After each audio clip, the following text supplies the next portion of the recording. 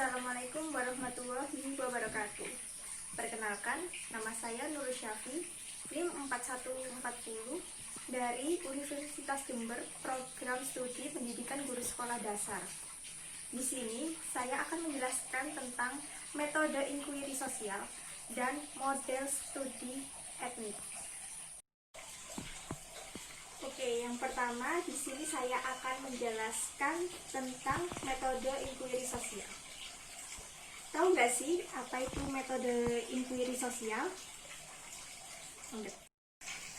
Metode inquiry sosial yaitu suatu metode pembelajaran di mana siswa dituntut untuk berpikir secara kritis dan analisis untuk memecahkan suatu masalah yang dipertanyakan. Selanjutnya, tujuan dari metode inquiry sosial yaitu yang pertama, yaitu mengembangkan keterampilan siswa untuk berpikir secara kritis dan mandiri. Yang kedua, untuk mengembangkan keterampilan dan sikap siswa memecahkan suatu masalah dan mengambil keputusan secara objektif dan mandiri. Dan yang ketiga, yaitu mengembangkan sikap berpikir siswa secara ilmiah. Kemudian, dalam metode inquiry sosial ini terdapat prosedur-prosedur yang ada. Yang pertama, simulation.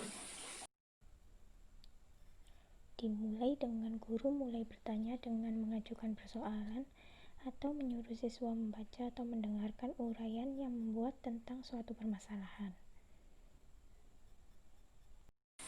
Yang kedua, problem statement. Siswa diberikan kesempatan untuk mengidentifikasi berbagai permasalahan. Permasalahan yang dipilih yaitu permasalahan yang paling menarik dan fleksibel untuk dipecahkan. Selanjutnya, harus dirumuskan dalam bentuk pertanyaan atau hipotesis, yakni pertanyaan sebagai jawaban sementara atas pertanyaan yang diajukan. Yang ketiga, data collection. Untuk menjawab pertanyaan atau membuktikan benar tidaknya hipotesis ini, siswa diberi kesempatan untuk mengumpulkan berbagai informasi yang relevan, membaca literatur, mengamati objek, wawancara dengan narasumber, melakukan dengan uji coba sendiri, dan lain sebagainya. 4. Data processing.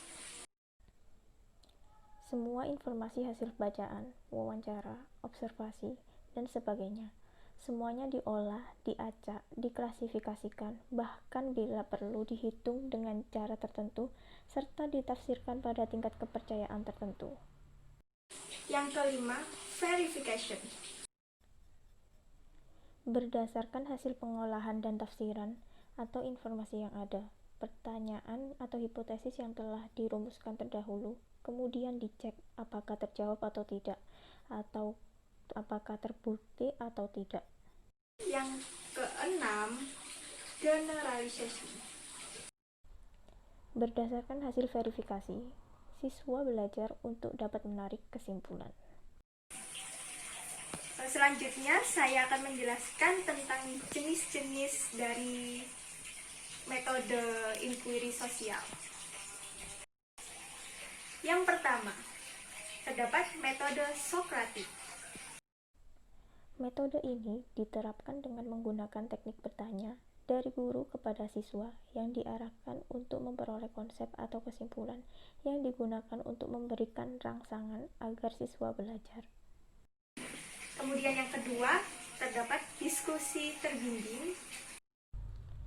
Dalam diskusi terbimbing ini, guru menggunakan cara melalui dialog atau diskusi dengan mengajukan serangkaian pertanyaan yang harus dijawab oleh siswanya. Ketiga, terdapat problem solving atau pemecahan masalah. Siswa dituntut untuk merumuskan masalah sendiri, kemudian memecahkannya dengan menggunakan langkah yang sistematis. Pemecahan masalah merupakan jenis inquiry yang cukup kompleks baik ditinjau dari jenis pertanyaannya maupun dalam prosedur pelaksanaannya. Selanjutnya, saya akan menjelaskan tentang materi yang kedua, yaitu model studi etnik. Model studi etnik adalah suatu model di mana mengintegrasikan budaya ke dalam pembelajaran.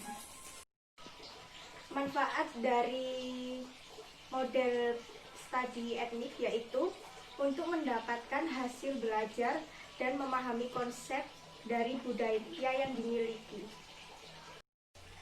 Pembelajaran berbasis etnik ini dapat diterapkan dalam berbagai mata pelajaran dengan model-model seperti yang pertama, program SWAFI. Program SWAF ini digunakan untuk membantu guru dalam menggunakan benda-benda untuk mengajarkan bidang ilmu seperti IPA, IPS, matematika, dan bahasa. Yang kedua, etnomatematika. Pembelajaran ini digunakan dalam mempelajari struktur teori, yaitu seperti teori aljabar yang ada dalam pola tenun tradisional, pola musik, dan sistem persaudaraan dalam budaya. Yang ketiga, pembelajaran SETS, yaitu Science, Environment, Technology, and Society. Pembelajaran SETS merupakan pembelajaran terpadu yang diharapkan mampu membelajarkan siswa untuk memiliki kemampuan memandang sesuatu secara terintegratif. Yang keempat, yaitu pembelajaran inovatif IPA Torai. Inovasi ini dikembangkan untuk sekolah menengah dalam pembelajaran fisika, biologi, dan kimia dengan cara menggunakan lingkungan sekitar sebagai laboratorium pembelajaran IPA. Adapun jenis-jenis dari model studi etnis ini, yaitu yang pertama, belajar tentang budaya. Belajar tentang budaya menempatkan budaya sebagai bidang ilmu. Budaya sebagai bidang ilmu berarti budaya dipelajari dalam satu mata pelajaran khusus tentang budaya untuk budaya. Mata pelajaran yang menempatkan budaya sebagai ilmu adalah mata pelajaran seni rupa, seni tari, seni musik, seni budaya, dan keterampilan.